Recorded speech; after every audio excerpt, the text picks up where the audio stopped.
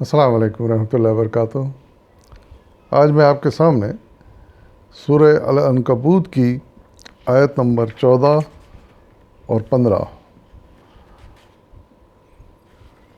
کا ترجمہ لے کر حاضر ہوں، سماعت فرمائیے۔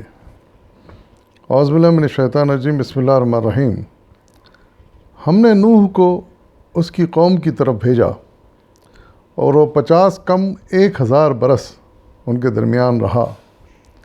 آخر کار ان لوگوں کو طوفان نے آ گھیرا اس حال میں کہ وہ ظالم تھے۔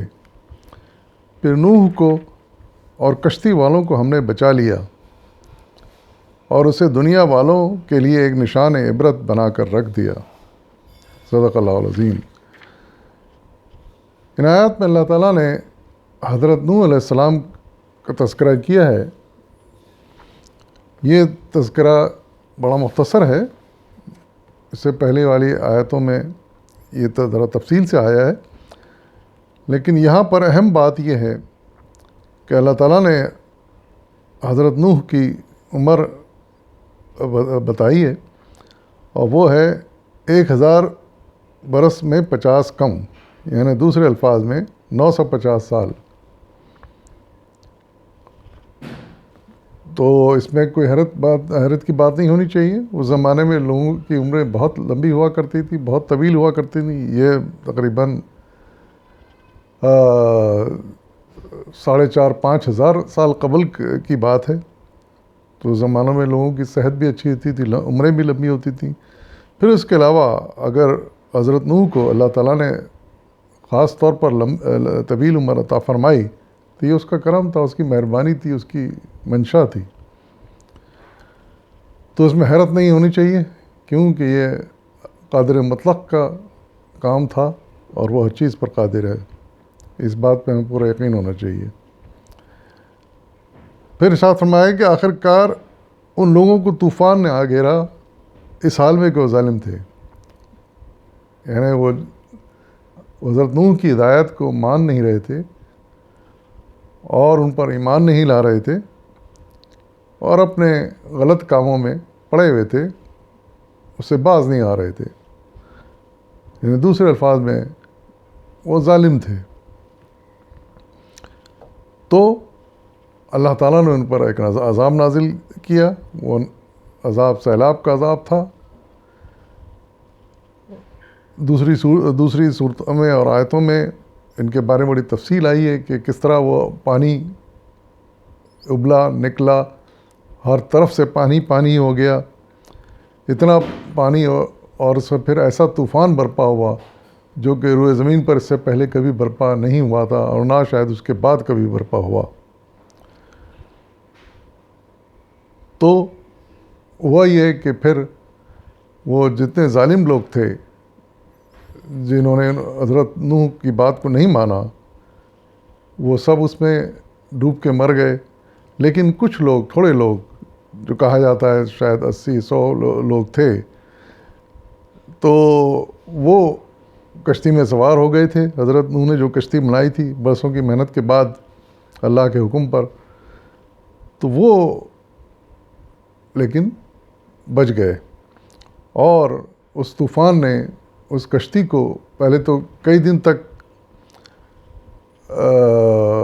سفر کرایا، اس کے بعد وہ ایک پہاڑ پر جا کر رک گئی، وہاں پر جا کر ٹھہر گئی، اور پھر وہ افراد اس میں سے نکلے۔ ہاں، ایک بات یہ بھی ضروری ہے کہ حضرت نوح کو اللہ تعالیٰ نے حکم دیا تھا کہ تمام جانوروں کا ایک ایک جوڑا اپنے ساتھ رکھ لینا کشتی میں، تو حضرت نوح نے ایسا ہی کیا تھا۔ تو پھر جب کشتی رکی تو حضرت نوح اور ان کے ساتھیوں نے ان تمام جانوروں کو اپنے ساتھ پھر نیچے زمین پر لایا اور پھر ایک نئی بستی آباد کی۔ اس بارے میں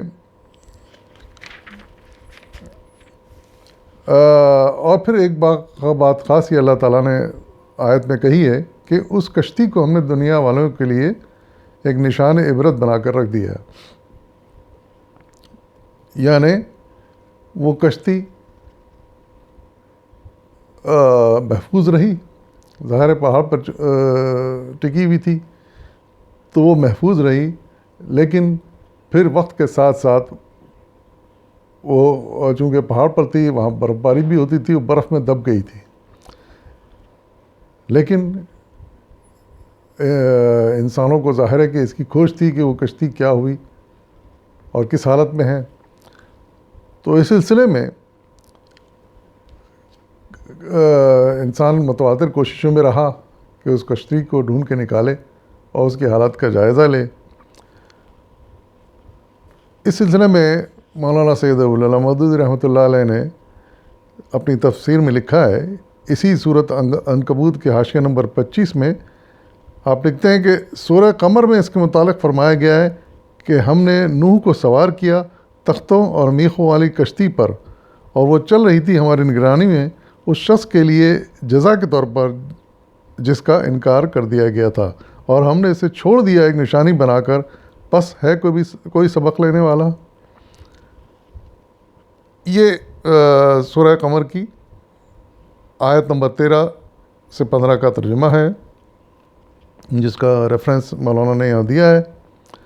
آپ لکھتے ہیں مزید کہ سورہ قمر کی اس آیت کی تفسیر میں ابن جریر نے قتادہ کی یہ روایت نقل کی ہے کہ عہد صحابہ میں جب مسلمان الجزیرہ کے علاقے میں گئے ہیں تو انہوں نے کوہ جودی پر اور ایک روایت کی روح سے باقروا نامی بستی کے قریب اس کشتی کو دیکھا ہے۔ موجودہ زمانے میں بھی وقتاً فوقتاً یہ اطلاعات آتی رہی ہیں کہ کشتی نوح کی تلاش کرنے کے لیے مہمات بھیجی جا رہی ہیں۔ اس کی وجہ یہ بیان کی جاتی ہے کہ بسا اوقات ہوائی جہاز جب کوہستان ارارات پر سے گزرے ہیں تو ایک چوٹی پر انہوں نے ایک ایسی چیز دیکھی ہے جو ایک کشتی سے مشابہ ہے۔ یہ تو اس زمانے کے بارے میں ہے، صحابہ کے زمانے میں جو تحقیق ہوئی۔ موجودہ زمانے میں بھی یہ تحقیق جاری تھی، کئی لوگ اس مشن پہ نکلے ہوئے تھے، اور ابھی حال ہی میں 2010 میں اس کے بارے میں کچھ نئی اطلاعات ملی ہیں۔ اس میں دو قوموں کا ذکر ہے، چائنیز اور ترکی۔ ان دونوں ممالک کے جو آثار قدیمہ کے ماہرین تھے، یعنی آرکیولوجسٹ جو تھے، انہوں نے اس پر کام کیا، کافی محنت کی، اور 2010 میں انہوں نے یہ اعلان کیا کہ ہم نے اس کشتی کو دیکھا ہے اور اس کا مطالعہ کیا ہے۔ اس کی کچھ تفصیلات ARYQTV کے اوپر نشر ہوئی تھیں، تو وہ میں آپ کو پڑھ کر سناتا ہوں، تو اس سے آپ کو اندازہ ہوگا کہ اس میں کیا کامیابیاں حاصل ہوئی ہیں۔ اس میں رپورٹ میں یہ ہے ARY کی کہ حضرت نوح حضرت ادریس کے پرپوتے تھے اور حضرت آدم کی 9ویں یا 10ویں پشت سے تھے۔ وہ تقریباً 900 سال تک اپنی قوم میں دین کی تبلیغ کی انہوں نے۔ ظاہر ہے کہ 950 سال 50 سال کے بعد تو وہ اس قابل ہوئے ہوں گے کہ تبلیغ شروع کر سکیں، تو اس طرح 900 سال تک انہوں نے اپنے قوم میں دین کی تبلیغ کی۔ صرف 80 لوگ ایمان لائے، اور عراق کے شہر رافدین میں اس کے آثار ملتے ہیں، اس بستی کے جس میں حضرت نوح تشریف لائے تھے۔ مورخین نے بلاد رافدین کو نوح کا مسکن قرار دیا ہے۔ طوفان میں سب لوگ برباد ہو گئے، صرف نوح اور ان کے ساتھی بچ گئے تھے۔ مشہور جریدے کرسچن سائنس مانیٹر کے ماہرین کا کہنا ہے کہ نوح کی کشتی کی باقیات کو کوہ ارارات پر مشرقی ترکی میں ملی ہیں، جس کی چوٹی تقریباً 14,000 فیٹ بلند ہے۔ اس کشتی میں 3 منزلیں ہیں، یعنی 3 منزلہ کشتی تھی، یہ بہت بڑی کشتی تھی۔ یہ کشتی اتنے عرصے تک کئی میٹر برف میں دبی رہی۔